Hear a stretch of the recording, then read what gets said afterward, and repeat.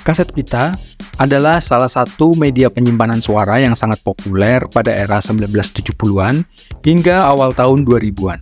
Diciptakan oleh Philips pada tahun 1963, kaset pita menggunakan pita magnetik berukuran kecil yang digulung dalam dua ril mini dalam kotak plastik. Media ini menjadi revolusioner karena portabilitas dan kemudahannya dalam merekam dan memutar suara, baik musik maupun rekaman suara pribadi.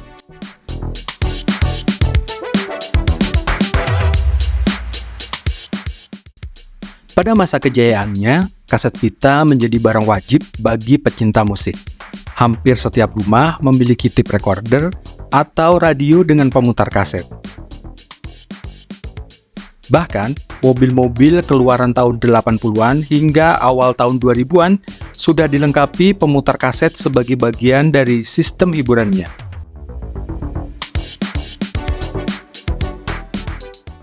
Di toko musik, rak-rak penuh kaset dari berbagai genre musik, mulai dari pop, rock, dangdut, hingga lagu anak-anak menjadi sebuah pemandangan umum pada saat itu.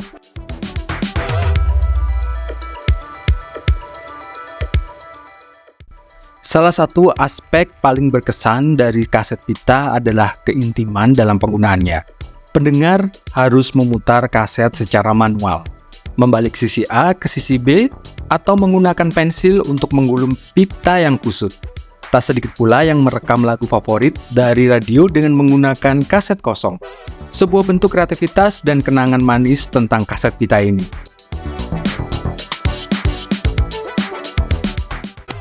Pada era tahun 1980-an hingga awal tahun 2000-an, kaset pita menjadi media utama distribusi musik di Indonesia. Namun, di tengah maraknya penjualan kaset resmi dari label rekaman, muncul pula industri kaset pita bajakan yang berkembang sangat pesat. Kaset bajakan ini merebak di berbagai kota besar maupun di daerah. Dijual secara bebas di pasar tradisional hingga toko-toko pinggir jalan. Meskipun ilegal, produk ini memiliki daya tarik yang kuat bagi masyarakat karena harga yang jauh lebih murah bila dibandingkan dengan kaset yang asli. Kaset pita bajakan biasanya diproduksi tanpa izin dari pemegang hak cipta. Kualitas fisiknya pun bervariasi. Ada yang meniru desain label asli secara kasar, namun ada juga yang tampil dengan kemasan menarik buatan lokal.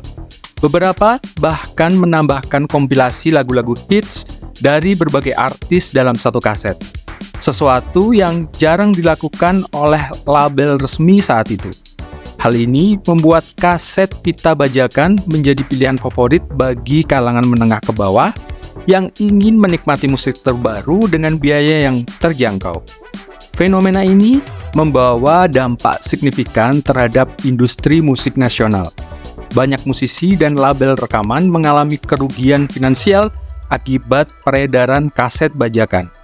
Namun, di sisi lain, tak bisa dipungkiri bahwa kaset bajakan juga membantu memperluas jangkauan musik lokal dan internasional ke berbagai lapisan masyarakat yang mungkin tak tersentuh oleh distribusi resmi. Dalam konteks tertentu, kaset bajakan turut memainkan peran dalam membentuk selera musik generasi 90-an di Indonesia.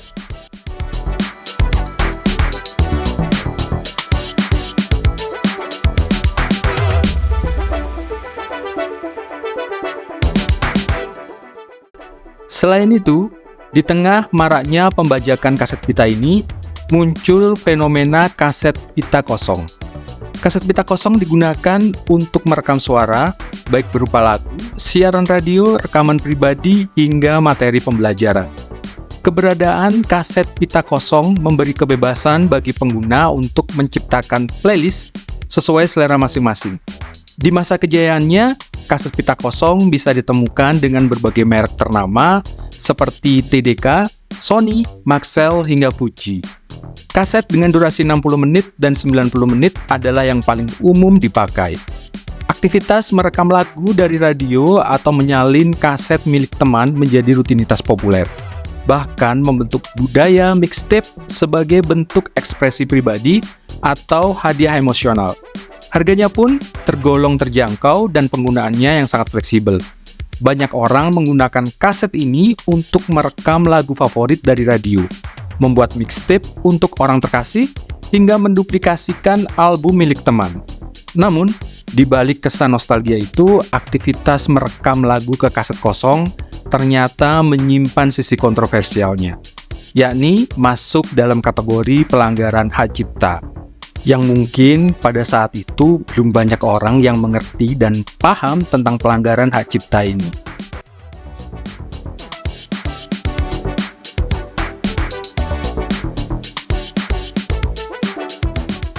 Di masa keemasan kaset pita ini, praktek merekam lagu dari radio atau kaset lain menjadi kebiasaan masyarakat yang belum memahami secara penuh hukum tentang kekayaan intelektual. Meski dianggap wajar dan lumrah, kegiatan ini secara hukum merupakan bentuk pembajakan. Produsen musik tidak mendapatkan royalti dari rekaman ulang tersebut, dan hal ini merugikan industri secara keseluruhan.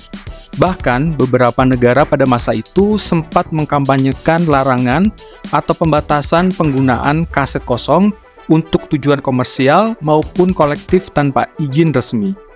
Situasi ini menjadi dilema antara kemudahan teknologi analog dan perlindungan hak cipta. Di satu sisi, kaset kosong membuka ruang bagi ekspresi dan personalisasi musik. Tapi di sisi lain, ia digunakan untuk menduplikasi karya tanpa izin.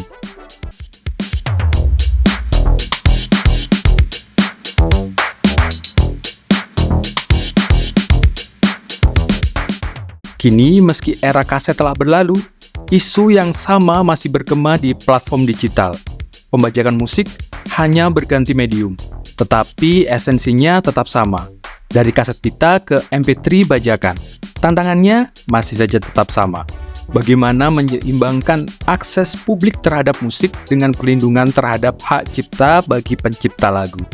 Masuknya CD, VCD, dan kemudian file MP3 mulai menggeser posisi kaset pita. Ditambah lagi dengan makin gencarnya kampanye anti pembajakan, rahasia dari aparat hukum, serta kesadaran publik yang mulai tumbuh terhadap pentingnya menghargai sebuah karya cipta.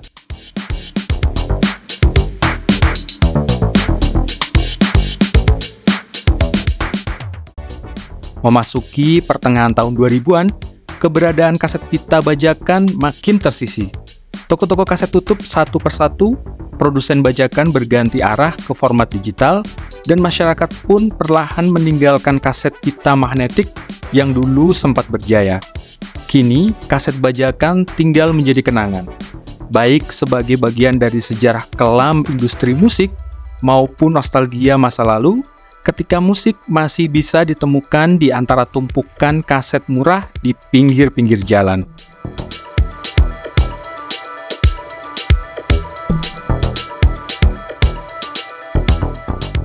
Nah, sahabat Jadulers, itu dia sedikit cerita tentang pembajakan kaset pita yang begitu marak di era 80-an hingga awal tahun 2000-an. Jika ada data yang salah, jangan lupa dikoreksi di kolom komentar ya. Semoga Anda terhibur dan sampai ketemu lagi di video-video selanjutnya.